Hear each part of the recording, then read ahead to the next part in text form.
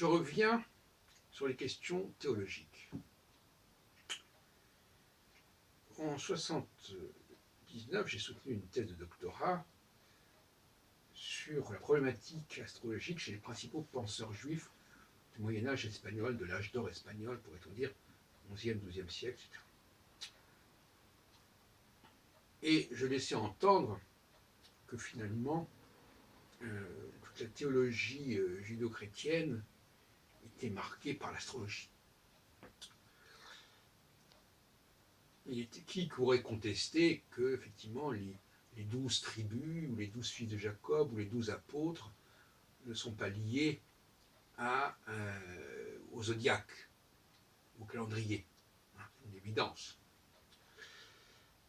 Mais on peut aller beaucoup plus loin en disant que la notion de fils de Dieu, elle se retrouve également dans la mythologie, puisque Saturne est le fils d'Uranus. Et Uranus, c'est le ciel, c'est le Shamaïm de la Genèse. Donc, on peut penser que toute cette problématique christique est également inspirée par une certaine forme d'astrologie, puisque, comme je vous l'ai dit, pour moi, l'astrologie authentique est une astrologie qui met en avant Saturne. Alors, Uranus est un peu le père par excellence de l'ensemble des astres, et Saturne n'est qu'un des fils d'Uranus, tout comme Jupiter d'ailleurs n'est qu'un des fils de Saturne. Donc nous avons des fils de Dieu à plusieurs niveaux. Et rappelons d'ailleurs qu'entre parenthèses, il y avait, n'est pas sans faire penser effectivement au Iovis, qui est le génitif de Jupiter en latin. Donc il y a quelque chose, d'ailleurs on dit jovial. Alors, c'est une, je dis ça en passant, enfin ça n'est pas complètement inintéressant. Alors, par conséquent, la doctrine astrologique, une fois qu'elle a été restaurée, nous permet de mieux comprendre les problématiques judéo-chrétiennes, de ce Yahvé, de ce Jésus qui s'adresse à l'humanité, et qui, à mon avis, sont des calques du phénomène saturnien. Cette planète Saturne qui s'occupe justement, par sa cyclicité, de faire fonctionner l'humanité selon des processus que j'ai décrits, qui relèvent de ce que j'appelle la phase alpha et oméga. Je rappelle aussi que le nom de Saturne, dans la terminologie hébraïque médiévale, est Shabtai, qui correspond au nom du samedi, du Shabbat. Et d'ailleurs en espagnol on dit sabado pour désigner le samedi. Je ne sais pas rien. Alors je terminerai mes réflexions en disant que, parce que j'entends beaucoup actuellement je suis les conférences du jeudi soir rue Barreau sur la théorie de Moon, l'exégèse moonienne, de Zoen, de l'Ancien Testament, enfin du deux Testaments, de la Bible.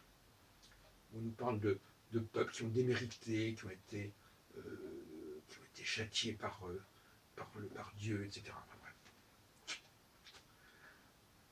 J'ai même demandé d'ailleurs à un des orateurs si Moon n'avait pas été perturbé dans son enfance par l'idée du châtiment pour telle et telle faute commise. Parce que ça revient constamment dans son exégèse. Alors, par exemple, à un moment donné, effectivement, Dieu dit à Abraham, pendant 400 ans, ton peuple sera prisonnier, esclave en Égypte, etc.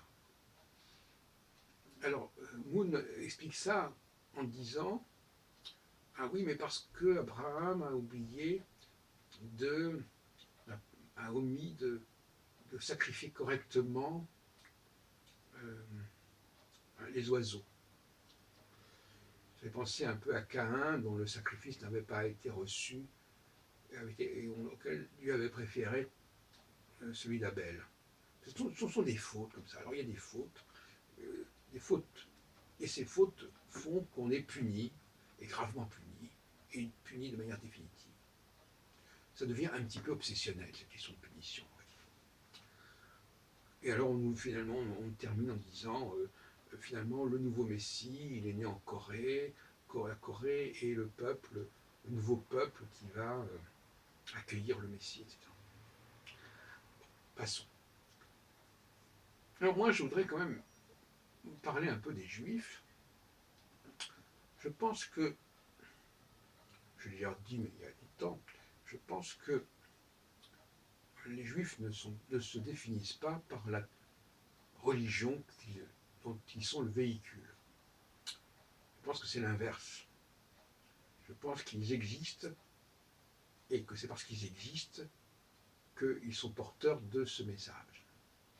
Autrement dit, la vocation fondamentale des Juifs n'est pas liée à la volonté de Dieu. C'est pas comme ça que ça se passe.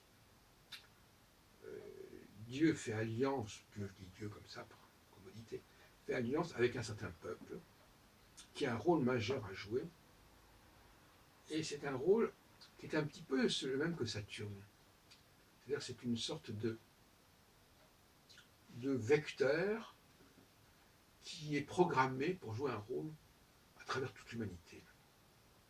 Et on est dans un phénomène de fonctionnalité. Là. On n'est pas... voilà. Et donc finalement, tout ce qu'on peut dire sur la religion juive, tout ça, n'est que de très peu d'importance finalement. Ma conviction profonde, c'est que les deux seules choses auxquelles on puisse s'accrocher, c'est d'une part la vocation fondamentale des Juifs, par-delà toute conception religieuse, à jouer un rôle dans l'humanité. Et deuxièmement, le fait que Saturne est une planète qui marque fondamentalement l'histoire de l'humanité. Alors, on pourrait peut-être épiloguer là-dessus, mais ça ne m'intéresse pas trop. Ces deux pôles sont complémentaires d'une certaine manière. Je n'irai pas plus loin dans ce domaine, mais j'appartiens à une famille très assimilée au niveau judaïque, et j'ai milité pendant très longtemps pour le judaïsme laïque, avant de m'intéresser depuis, au fond, 3 ans à peu près, au judaïsme religieux. Et je pense que les juifs laïcs sont plus près de la vérité que les juifs religieux, parce que justement, leur identité est débarrassée de tout un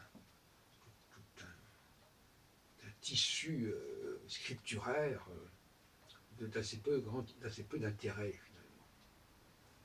Alors, il faudrait creuser davantage, mais je vois deux grandes dynamiques dans l'histoire de l'humanité, aujourd'hui en tout cas. C'est la dynamique judaïque, et elle n'est pas réductible ni à la religion juive, ni au sionisme. Les juifs existent au-delà de ce niveau d'existence. Et la dynamique astrologique, dont je ne cesse de montrer l'importance